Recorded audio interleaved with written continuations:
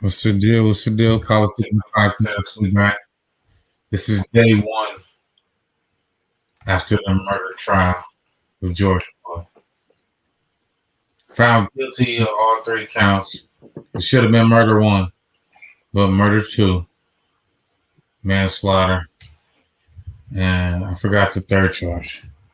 But I see a lot of black people celebrating, dancing in the streets, and just really acting as if this is a victory. Really, this should be how things are just naturally. So I'm gonna bring in the homies and we're gonna talk about this shit. So what's the deal? What's happening? What's happening? Hi. Shit, man. After yesterday, we knew that people was gonna show their ass. So the Raiders owner jumps right to Twitter and tweets, "I can't breathe," showing that he disagrees with the verdict and that he was on Derek Chauvin's side.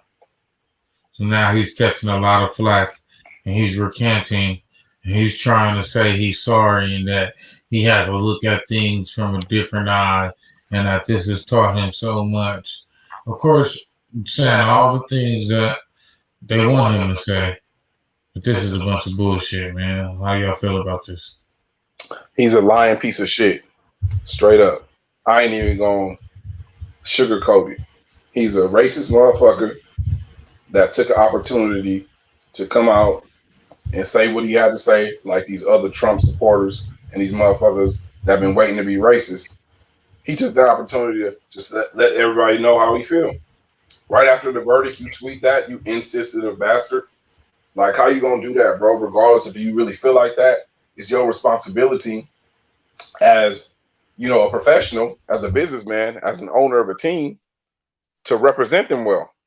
It's your responsibility to do that. So he dropped the ball on that when he showed his racist colors, true colors, just like all of the rest of America, white America that's on that shit. There's no apologizing. You taught me shit you already knew was right moves from wrong. You said what you said, mean it. Don't be a coward. Mean it. Some bullshit. No, we ain't accepting none of that shit. No apology. Fuck the Raiders. Fuck the owner. Fuck them all. Period.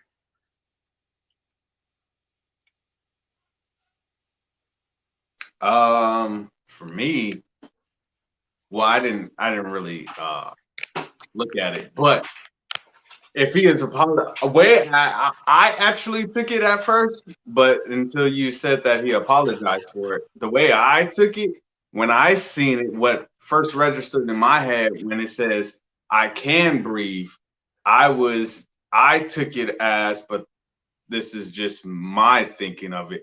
I took it as it being said as there's some form of breath now because of what happened to George Floyd. There's finally some kind of justice in an unfair justice system. So I took it originally as I can breathe, like it's not a huge victory, but we got some kind of victory. Now, hearing that he's taking back his statement, you're not meaning it in the same way that I took it. So therefore, hey man, that's you showing your ass on that one. That's how I look at it. True. Actually, I took it the same way, Kenny. I thought he meant it in a good way. But just hearing that makes me feel like, okay, maybe he didn't, and maybe it was just a misguided quote. Like, it was in poor judgment to say, I can breathe, given the fact that George Floyd was saying he can't breathe. What? How are y'all sitting up here giving this white man the benefit of the doubt? No, they ain't never meant no good towards us. They don't think of us good. Like, how do y'all instantly jump to say that I thought I took it in a good way? That was an instant diss. Remember, I can't breathe. Remember, that was a diss to that. That's like all lives matter. That's what that was. That was clearly that. Like, how do y'all automatically just want to give them the benefit of the doubt, just saying, oh, maybe he meant? No, they ain't never thought of good of us like that. Like, come on, man. Like, we can't be, and we didn't get no small victory either. People keep talking about this small victory shit. I didn't know why do we keep accepting small victories? Why are we accepting that bullshit? Give them a little bit. Give them a little bit. Okay, we'll take it. Like, come on, man. We can't keep accepting that shit as black people. We got a small victory. No, we need a big victory. That was bullshit. He should have got charged first-degree murder. Okay, we couldn't have proved that it was premeditated, but we damn sure proved that it was on purpose because he still had a knee on his neck for 9 motherfucking minutes on camera while people looking at him. That's intent. He meant to kill him. Fuck out of here with that, man. Come on. I mean, whether whoever said it, I mean, I'm not taking it off of the owner, like I stated. I'm going off of how I took it as for myself, I can breathe, as in, oh, okay, there's some kind of, in an unfair justice system, it led to something. I mean, he could have got away with everything.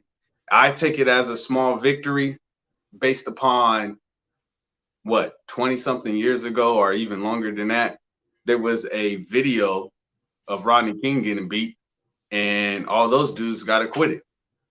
So if I take it in the world of sports, you take the small victories you got to win small in order to get to a championship. And for us, it has been a long overdue process of us getting a big victory, which we deserve a big victory. But I'm taking small victories until we get to that big victory. And this is better than the alternative of him being treated like he was Rodney King. Right. And him getting acquitted. So the way I look at it is that, yes, it's a small victory, and that people don't need to be dancing in the street for something that should happen every day. Yeah. But then you turn around and another one gets killed. So what are we celebrating? We celebrating the kid getting spanked after doing something bad? Because if that's not changing the behavior, then what are we really doing here? And so I think that it's all one big ass show, and we all watching. Not only that, here's my deal. I didn't really pay attention, at least according to the quote. I didn't pay attention to exactly who it was. So there's that. Literally went over my head. But when it comes to the small victories, I agree with everybody else. It takes the small victories to get to the big ones. And there was a big victory in this trial. What other trial did you see the police wall of silence or whatever they have broken, where you have many people within that same department who admitted what he did was not part of training and was not called for?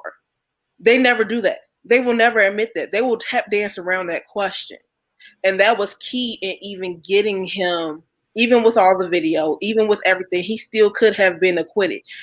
The key part of the trial was the police officers willingly getting on stand and admitting that was not training and he was nowhere near supposed to do that, and admitting that he was wrong under oath. That is something you never see in any of these cop trials ever. No one ever admits that their colleague was wrong. And even if they are going against policy, you have never seen another cop get on stand and say that. And that honestly is what I believe was key in getting it. Now, yes, we would have wanted murder one, but they threw that out in the very beginning. But like I said, the biggest part of that is getting their colleagues on board and call them out. Mm-hmm. Taking these small victories is just bullshit, though. It's 2021, man. Like, we cannot be content with this. But a big victory is not going to come from the system. The big victory has to come from us. We're saying victory. This ain't no victory, though. That man's family has to watch their father, sons, uncles, brothers' death on video for the rest of their lives. You think that cop serving 8 years and getting out and probably getting another job is justice? That ain't just that video is on camera. His kids got to watch that forever. That ain't no damn justice. It ain't no victory to them. They could say it is in public all they want. But come on now, picture if that was your daddy or your son or your cousin or your brother. How would you feel if you got to watch that on TV? Knee on his neck. That's how your father get murdered. You think that's justice? I'm going to leave it at that. So it's not, I mean, so if it doesn't even equivalent or account to even a small victory, what's the point of him being guilty in the first place? If it doesn't matter. Yeah. Being guilty of what though? Like you gonna get a slap on the wrist? You're supposed to get the right punishment. You're supposed to get the correct punishment for what you did. That's a slap on the wrist. But like how are you supposed to get the right punishment if we all four of us agree that the system is all messed up? If the system is messed up, exactly. So what the fuck are we celebrating for? Small victories for? We have bigger fish to fry. So if the small victory doesn't matter, then therefore it don't. So what he's saying is, if we in the middle of a war, when you stab a nigga in war, you don't celebrate that you stabbed that nigga. You keep stabbing more niggas. So let's keep stabbing niggas and let's keep going and stop celebrating like we done. We ain't. I don't think anybody's celebrating like we're done. Like I said, it's like that small step toward acknowledgement. And I get what Ronnie's talking about with a big victory. Yes, we want a big victory. It's been past time for a big victory. But the biggest thing is you can't miss the small steps. Who has ever gotten to a big victory without getting small victories first? That has never happened. It's smoke and mirrors though, man. Years. I get it. So it's been years, but it's one of those things where we're still grappling with a system that views us as less than human. So everyone thinks that Obama becoming president was a victory too, huh? That wasn't no damn victory. That was a fucking shit show. They gave us Trump right after that. Like they was teasing us that they fucking with us. Oh yeah, we'll let him become president, show him he ain't got no real power, and kick him the fuck off. There ain't no victory. It's a tease. That's convict everybody else too that did that shit. All right, so we got to get to this Brett Favre situation. So now we got people showing their ass as Brett Favre comes out and says that it's hard to believe that Derek Chauvin meant to kill George Floyd. So now you got people that are coming out in Chauvin's defense publicly. How do you feel about this quote from Brett Favre and how people are coming out the woodwork showing their ass, showing how they really feel about the scenario? Now that's some BS because here's my deal. When it comes to cops and any black male or black person, period, they use excessive force. And excessive force is meant to what? To kill. Or at least to create great harm where you're almost dead. So you can't convince me that you're sitting up here thinking, oh, he didn't mean to. It didn't take 3 officers to kneel on him. It didn't. It didn't take all that. But they did it. And then it didn't take 9 minutes. So, I mean, what was the other intent? What, like, at that point, because it's like, other than shutting him down permanently and proving a point. So how else do you do that? Just because he didn't shoot a gun at him to his head or to his heart doesn't mean he didn't have any ill intent. So, I mean, there's that. Brett Favre is on some, man, Brett Favre is, that's a wild statement. And then a couple weeks before that, I guess he comes out and says that sports and politics shouldn't be mixed in and there's other ways and blah, blah, blah, blah, blah. So Brett Favre is on one right now. I disagree with him 100% on this. And I mean, he showed his his true colors. Well, he has always shown his colors, but I mean, he just came out and put it out there what side of the fence that he's really on, and just keep in mind, Mr. Favre, you didn't win those titles that you got with just white players, but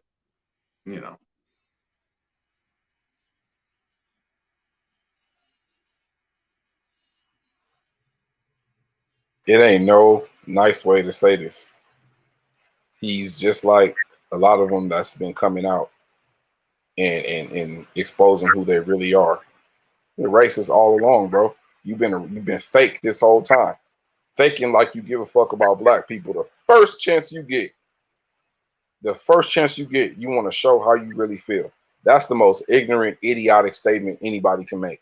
If anybody disagrees that he didn't mean to do that, you're racist, because that's dumb to say that. You can't put your knee on somebody's neck for 9 minutes and say that you did not mean to do that. You got people screaming at you talking about get off his neck. You got the man himself screaming, I can't breathe. You got the cell phones recording. It's going viral. This man was that arrogant because he didn't give a fuck. He meant to do that shit. Yes, he did. And for Favre to come out and say that, I'm sure there's a lot of Brett Favre fans, white people, that agree. You racist too. Face it. You racist. You don't fuck with black people. You never have. You've been faking this whole time. Fuck Brett Favre. I ain't got no respect for that man and anybody who agree with him. It's funny that these quotes are coming directly from the NFL after the Kaepernick situation. It's showing you how the inner circle of the NFL actually feels. This shit's retarded. Like, I don't know what they want niggas to do, but we ain't going for this shit no more, man. This shit is utterly ridiculous. Like, nigga, what you mean? What you mean? Like, if a nigga was in a vicinity, a nigga would have turned around, pulled up his pants, and said, "What you mean, nigga?" Because that shit would have. That's the shit that'll get you beat up right there. Straight up. So let's get to this NBA news, man. Because at the same time, while we talk about white people looking at us in a certain way, we got to stop tripping and we got to get our shit together, man. So NBA players, Rocket players getting a big ass brawl in a strip club in Miami. So it was Houston Rockets guard Sterling Brown. He was assaulted outside the strip club early Monday morning. There were about 5 Houston Rocket players there, and there is an investigation coming by the NBA to figure out what the hell they was doing and what the fuck was going on. But niggas is being niggas everywhere. It's this whole I'm back outside shit that niggas is on. And right when niggas get back outside, you see nigga shit happening. What's your thoughts on this? You got people, I mean, I'll just say lack of training, like the police department said, lack of training. We need to do more training. We need to train better. We need to train better as parents. Lack of training. We'll just blame it on that. Lack of training. It's a lack of training. It's a deeper problem than just niggas don't know what they doing, or they need to get their shit together. It's you get a lot of these cats who are athletes, come from nothing, raised by single mothers in a gutter, and they get this money and they never had a life coach or a father for that matter to teach them how to act and show them how to act once you get this money. And that's why a lot of them end up like the on the path of Latrell Sprewells and DeJuan Wagners and cats and Antoine Walker, cats like that's been through shit off the court, spending up all their money. So it's a lot of these guys don't have the tools when they get this money, and they end up getting into shit like this. So it's kind of hard to say what we need to do, but obviously that there's a problem because they keep These are millionaires getting into bar fights. Like, you're a millionaire. Wow, you know, it makes no sense to us, but it's really a deeper problem.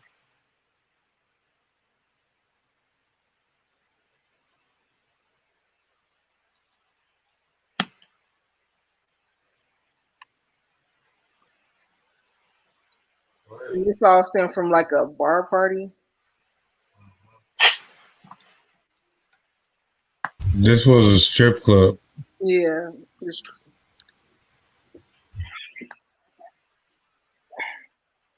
See, with stuff like that, it's like really cliche, but it's like, I don't know. Like I said, it's more than just training because, like, the confrontations, who knows what it flares up from. But sometimes and it's hard when you're dealing with, sorry guys, but men. It's one of those things, somebody confronts you about something, it's hard to de-escalate because you're worried about somebody punking you in public. You can't look like a punk. You can't say, man, like, gone somewhere. Sometimes whoever the alien is not going to back off anyway. So it's literally, you're made to look like a punk. Do I do this? Do I do that? And it's just all a mess. So damned if you do, damned if you don't. Man, I think with some of the Houston Rockets players, they took what they were doing on the court off the court.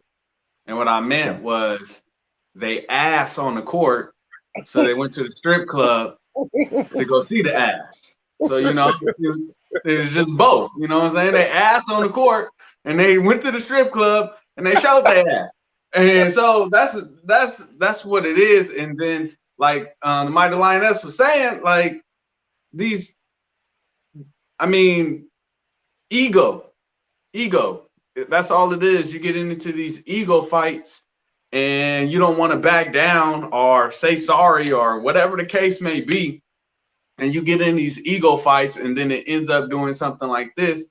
But then when you all of a sudden out of the NBA, and I mean, it's a different scenario for him.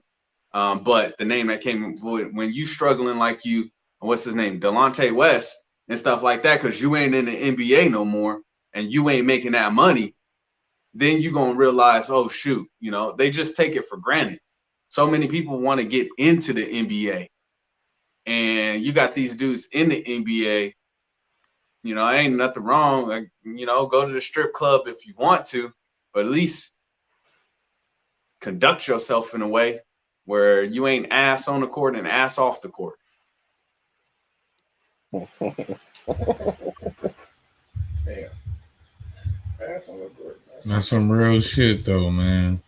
Them niggas got some growing up to do. They lost like 25, 30 games straight. But y'all at the strip club, that's why y'all niggas losing. They probably lost the fight too. Y'all should be in the club, you know what I'm saying, shooting jumpers. Didn't Kobe teach you anything? You know what I'm saying? Niggas didn't learn anything from Kobe. He left you the manuscript. I don't know, man. So speaking of Kobe, man, Vanessa Bryant has chose not to renew her partnership with Nike. Black creators and black brands are no longer being slaves to these big corporations and conglomerates. And they feel like they can get their money better off by themselves or test the waters, you know what I'm saying? See what the market is. So how do y'all feel about Vanessa Bryant taking Kobe's estate and not renewing their partnership with Nike? Did she say the why at all? Nope, just not renewing. Mm-mm. I mean, technically, I don't disagree. I think it's a good move, especially if she can something on her own, and that way she's getting the totality of the money from those sales to go to her family rather than a portion to Nike. And then Vanessa Bryant seems to be a woman with a good head on her shoulders, so I know there's a valid reason. There is a reason she probably is not sharing it. But I definitely think it's a smart move, especially if the move is to do something more independent. Yeah, I think I forgot who Kobe told this to. I can't remember if it was an NBA player or coach, but when he retired, he told them that watch my next 20 years be better than these last 20 years y'all seen. He told somebody he was going to be greater off the court than he was on the court.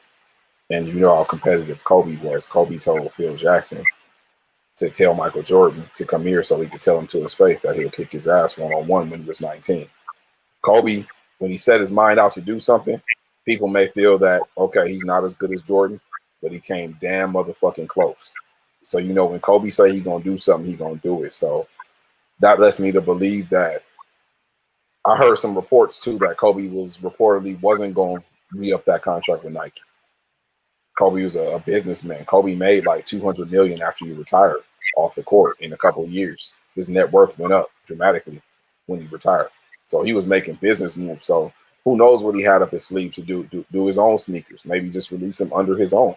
You got that much money. You don't need fucking Nike. Jordan separated from Nike eventually, and he's Jordan. He's not Nike anymore. He's Jordan. So making that type of move gives a lot of these athletes that type of power to be signed by a black owner or independent entity outside of Nike, Under Armour, and all these big companies. Like, I think that Vanessa is just like her husband. Kobe said she was more competitive than him. Hence the reason why she let him do what he do. And Vanessa gonna be trying to keep carry out the dream. The marathon continues. So big up. I fuck with Vanessa. Shout out to Vanessa for that, for making that power move and continue the Bryant, the Black Mamba legacy. Yeah, that was I believe that was a great move for her and her family. I mean, because you think about if Nike came out with a new Kobe shoe, how much money is that shoe going to make after his death? You know, so instead of letting Nike take that hype and get that revenue, it goes strictly to her and her family. And I had heard a rumor anyway that Kobe was going to come out with his own shoe. So she's probably just continuing the plan that they already discussed and doing all that. And then how they got, they got a whole bunch of trademarks for GG and all the other things. So they making their moves and putting everything in their own hands. And that's what we should do. Put it, if you got the funds to do it and you got the cojones to do it on your own. You know, get all that revenue yourself. Stop relying on, in that case, Big Brother, to try to help you out, because they're gonna take a portion of that. And Nike already made enough money off of Kobe.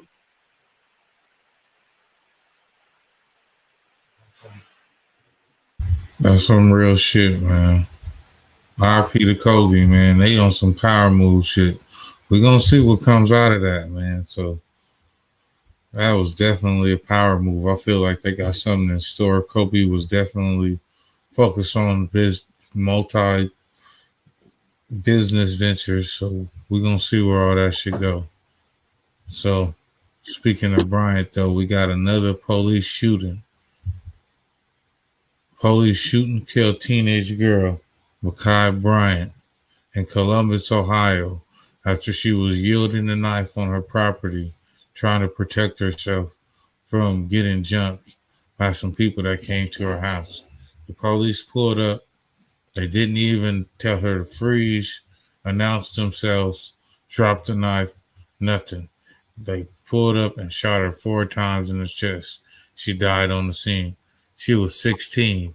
When the news reported it, the news was reporting her as a young lady. That's a 16-year-old. That is a child. Stop trying to change the narrative with your words or twisting it, saying that was a young lady. The police pulled up and brutally murdered a child, shot her 4 times in the chest without a word. This is ridiculous, man. Have you guys heard about this? The day after Chauvin, this is what happens. So this shows you the true temperature of America. See, and this is what I'm saying. You're so happy of this verdict, and then the very next day this shit happens. It's like y'all don't see that they're taunting us. The after this, now people say, "Oh, it was just." I can't believe I saw some people, even some black people. I'm sorry, I got to tell the truth on this one. It was justified because she had a knife in her hand. Man, if you don't get the fuck, what are you talking about?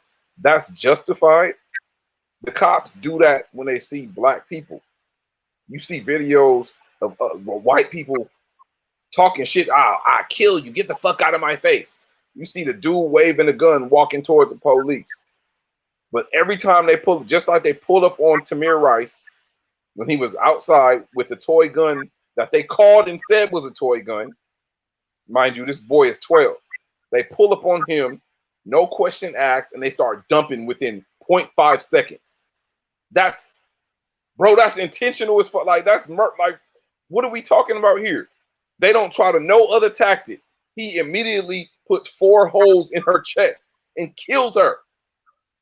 He don't even, bro, like 4 holes.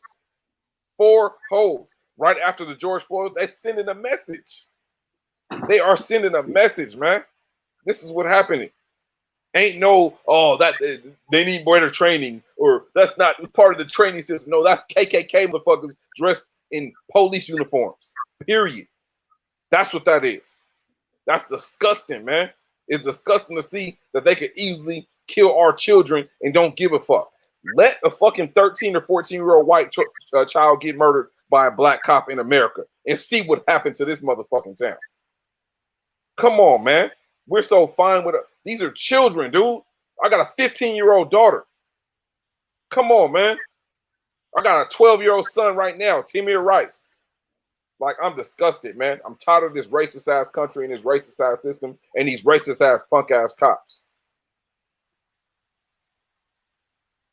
No, I 1,000% agree. It's one of those, they never give black people the doubt. They never give us a chance. Like, it's a knife. She was not charging at a cop. She didn't even know they were there.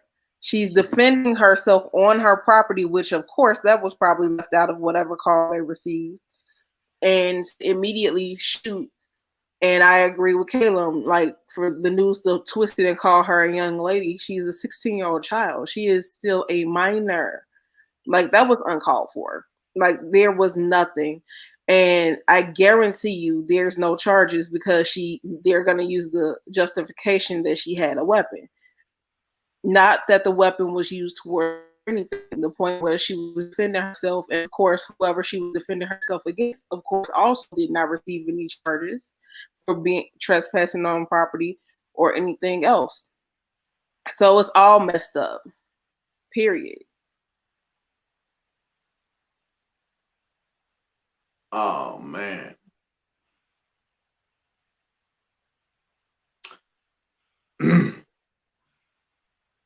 Based upon what I seen, and I'm still looking into it and everything, so I don't have no final verdict or anything. Yes, the news should have put out there that she was a teen. This is not a, they try to make it seem like, oh, young lady. I get the whole thing of young lady, because like when people be like, oh, hey, how you doing, young man? But they try to put wool over our eyes on that. And I get that. And then I seen the video of everything. Of what I've seen, I still have to go look at it even more and dissect it more. What I seen, the cop didn't automatically just pull out his weapon.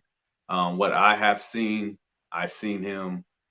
His first thing was he raised his arm with whatever sleeve he had. So before he drew his weapon, he went, hey, what's going on? Or whatever the case may be.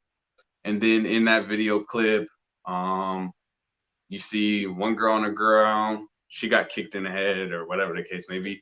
And then the girl in the pink, which is the victim in this case,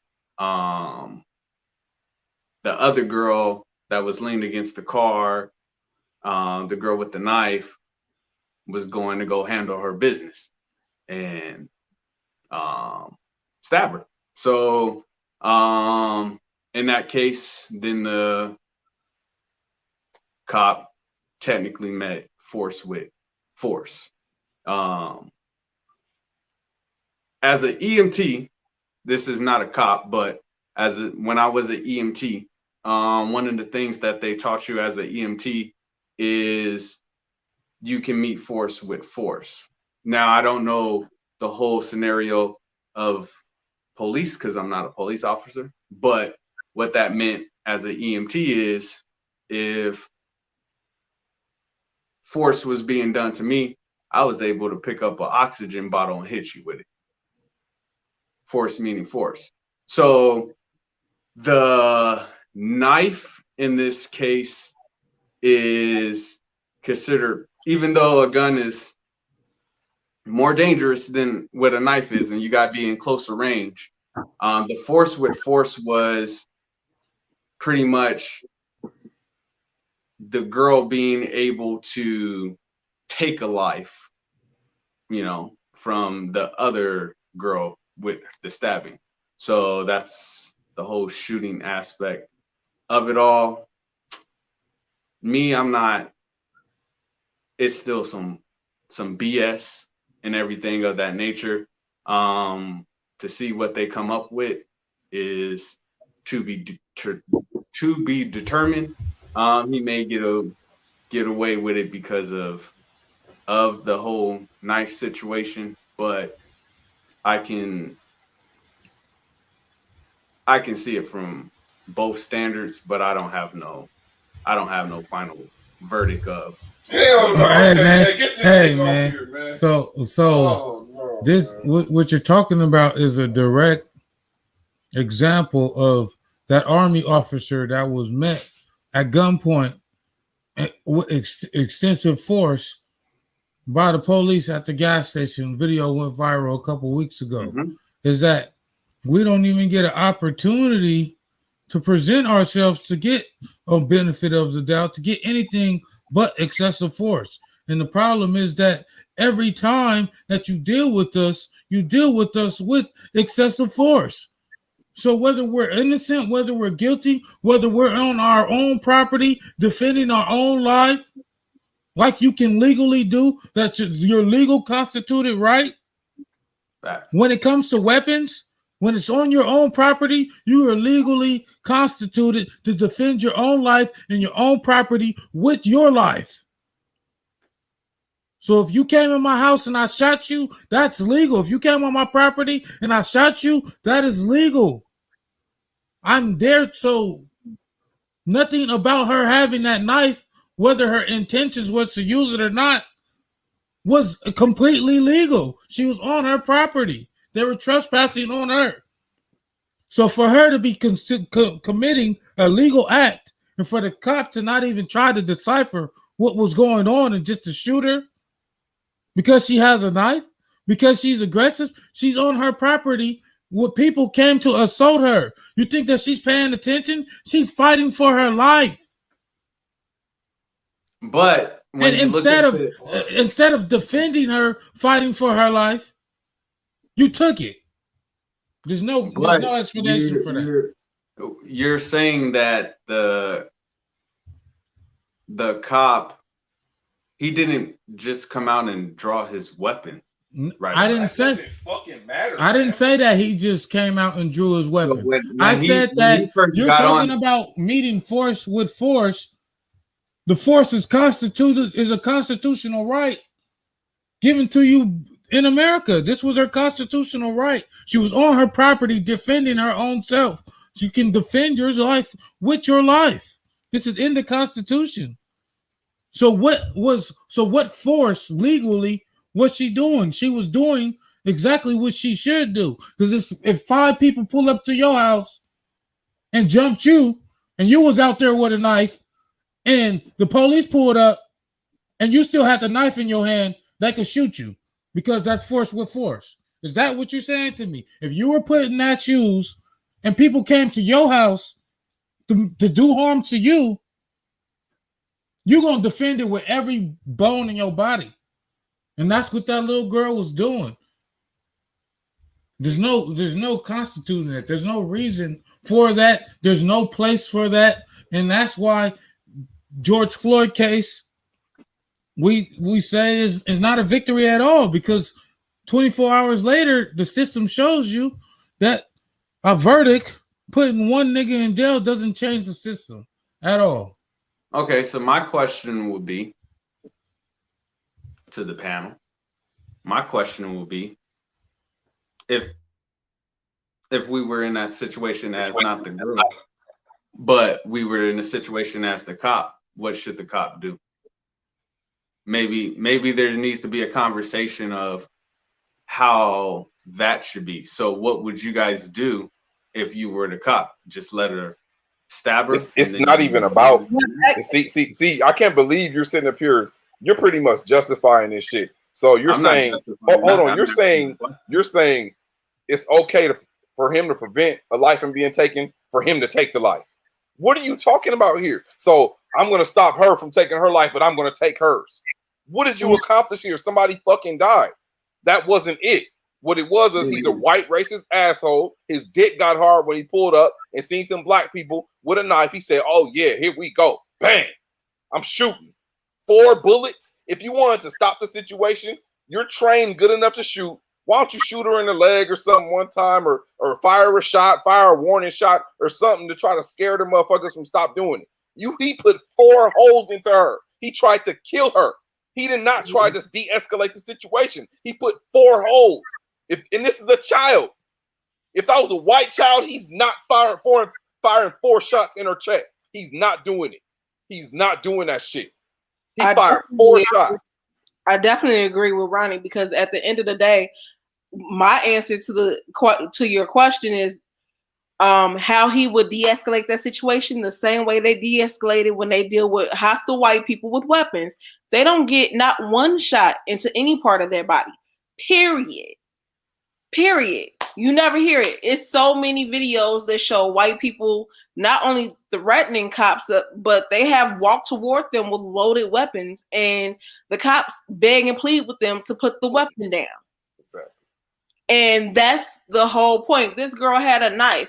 At the end of the day, the knife was not being used on the cop at all or towards the cop. It was in defense of herself on her property. Period. If there was a problem, he should have de-escalated that fight. And then he could have easily got the girl to put down the weapon once the threat was calm. And got the young lady who did not live there to go home. That is what they're trained to do. But that is never what happens when they come to any sort of situation with black people. That never happens. They always pick somebody that they're going to rough up, beat up, or what have you. It's never a situation where they de-escalate the scenario peacefully. And that's the point that's being made. Like I said, like Ronnie said, there was no reason to put 1 hole in her, let alone 4. And all of them were in lethal areas. Yeah, and it's crazy because a dude could go shoot up a school and kill 13 people, and you capture him with no force. But then you tell me that you got to shoot this little 16-year-old girl in the chest 4 times to subdue her. That's bullshit. You can't sell that, and I ain't buying it. That's bullshit. There's no way to put it. That's fucking America. Sickening, man. It's sickening. It's sickening, and it's even more sick that people continue to make excuses and rationalize this bullshit. This shit is bullshit, man. Straight up, like he just said, man. We seen Dylan Roof kill 13 people, 13 niggas in the church. And he go to fucking Burger King. But you mean to tell me you can't stop a little girl with a knife? What are you policing for? Because that don't matter. They're designed to do that to us. Niggas gotta start waking up and paying attention. Let me do these numbers for you real quick. Black people cover 12% of the population. White people cover roughly 66% of the population. Black people cover 40% of the prison system. Now, how is it that we cover that large amount of number in prison when it's only 12% of us in the country? That's systematic bullshit right there. Let's stop thinking that all this shit is an accident, man. This shit is on purpose. They're killing our children on purpose. They're doing this shit to us on purpose. They're doing this shit on purpose. Stop saying there's none of these scenarios need to be played out. It's done on purpose, man. We gotta wake up, man. That's real, man. So you got to get to President Biden and the VP. So they come out after the Derek Chauvin trial, and they both give a speech talking about how this is a new day for America and how, this is a day in history, basically trying to speak as if they're claiming victory over this trial. But before the whole shit happened, they told niggas, hey, we're going to stay quiet. We're going to stay unbiased because we don't want to sway the jurors one way or another. But then right after the trial's over, you want to come up and you want to be like, oh yeah, and claim it for like a victory. Like these motherfuckers is here for showing face like a motherfucker. Did you guys check out this? Like, how do y'all feel that they never say nothing, but all of a sudden they felt that it was an opportune time for them to come out for some good PR? That it was only for good PR. I mean, we already know the vice president's track record as a prosecutor. So, I mean, how much does she actually care about Black lives being taken, given the fact that, especially when it comes to crime and things like that, when people who come from a law enforcement background, they have any sort of justification against Black people in general. So I just feel like it was definitely the PR. They had to say face. They had to say something to address the nation, to alleviate the unrest, because they are anxious for the nation to go back to normal from COVID, from this racial unrest with George Floyd. They want to help alleviate any bruised egos and hurt feelings and things like that, because at the end of the day, they don't want another uptick in violence. So, and they definitely don't want to go down as the presidency that didn't care about this big event. So they definitely made a speech to save face and make it seem like they care so much, but they've been largely silent on the issues when it comes to this. So it's like, I ain't even bother watching it. It's just, I just don't feel like it's genuine. Yeah, I don't watch. I'm just tired of the double standards with this shit. The shit is just the shit is so double standard, man. It's people will say, let's say, a murderer, a killer, or even maybe a child molester.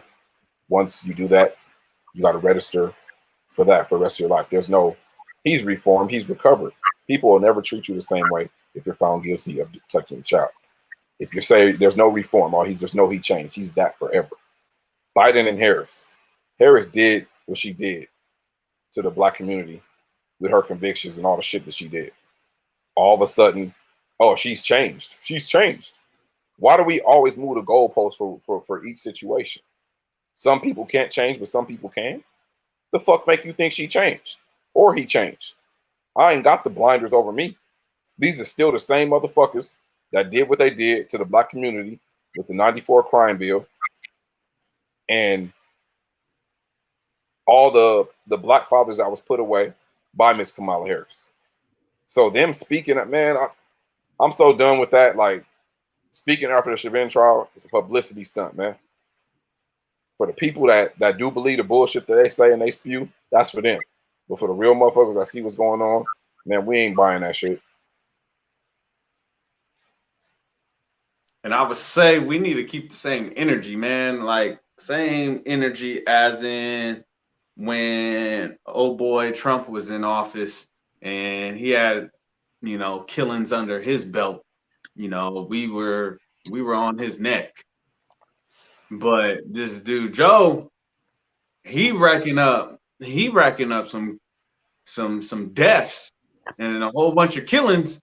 since he been president, and it's just like nothing, silence. It's not even Joe's fault. Joe can't do no wrong. And then he come out and like, oh, show face and everything like that. Like the panel saying, man, Joe ain't changed. They ain't changed. It's still the same old thing. You know, he'll come out, say a couple things, make America, we moving in the right direction, y'all. And then under wraps, you know, they trying to figure out how to build a better system to keep us oppressed. So, like, we gotta keep that same energy, as in transfer that energy that we had with Trump into Joe, and to put a fire under him too. Be like, yo, like you racking up more killings than what the other dude was doing, and he did a horrible job too. So, like, keep that energy. We gotta put pressure on Joe too. That's my whole thing. Put pressure on that president. My bad.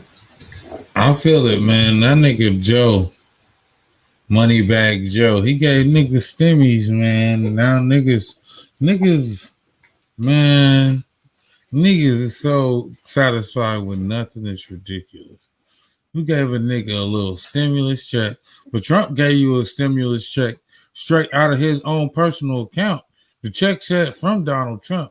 The first stimulus check, the government didn't say okay to, and Trump went in his own pocket and gave the niggas money.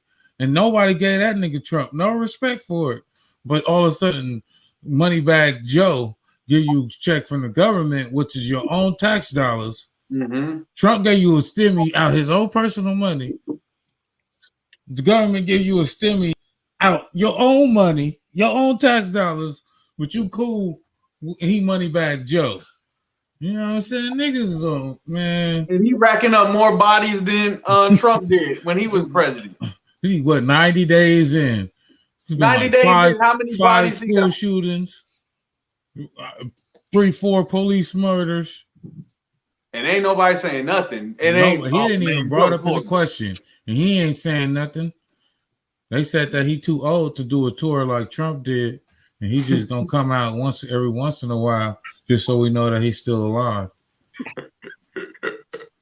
I don't know, man. If this is the way it's gonna be, you ain't gonna make it no two years, no 2 terms.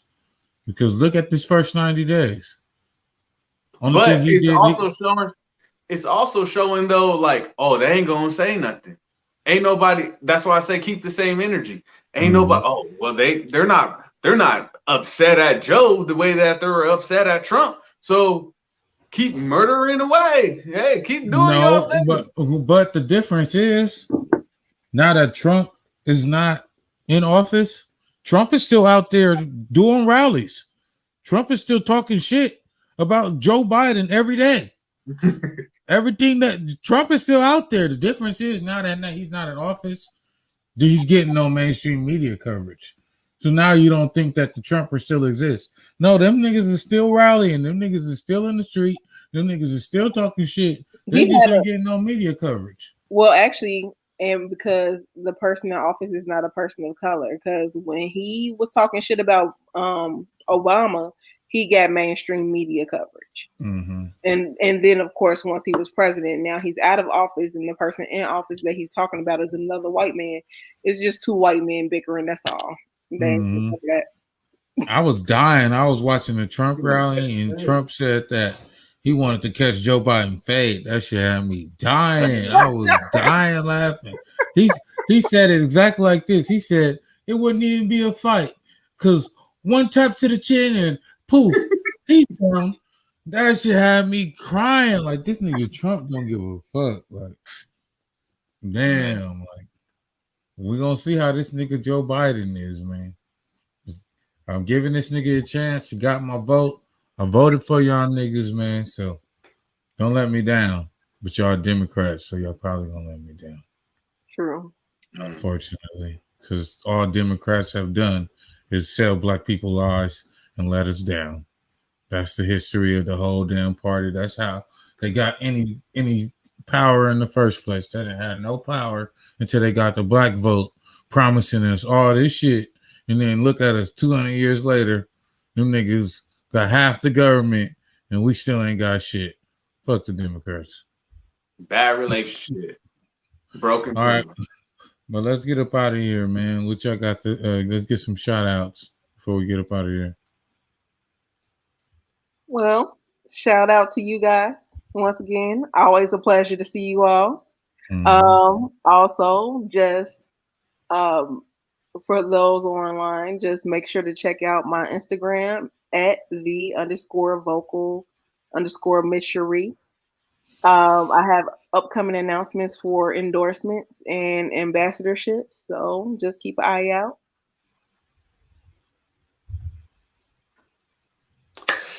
Oh man, dang! I didn't even come up with a thing today. But shout out to Brand of Encouragement, Politikan Podcast, Miss Cherie, boy Ronnie. Shout out to the whole panel and everything of that nature. Dang, I didn't even come up with something. I gotta. Oh, okay. I'll just make it up. Here we go. Hey, I had to tell my wife. I was like, she was like, "What you doing?" And I'm like, "Man, what's hotter than the bottom of a laptop?" And she was like, "What?" I was like, "You." That's what I told her. You know what I'm saying? Or you can tell her, you know, "Hey, Kalum, when you see your girl today, this is what you do, bro. When you go see your girl, you tell her this. You say, 'Hey, baby, if you wear a booger, I'll pick you.'" This nigga's burnt out, man. So I mean, that's the intro to his book of pickup lines. We got Stephen G live May 21st. Tickets are on sale now, in person and live stream. So tap into that. We finna kill y'all this summer with all type of shit, man. We got movies, we got docu-series. We gonna really come with it, man. In the podcast. I don't know what you gonna do, but I'm gonna get to it, man. We out of here.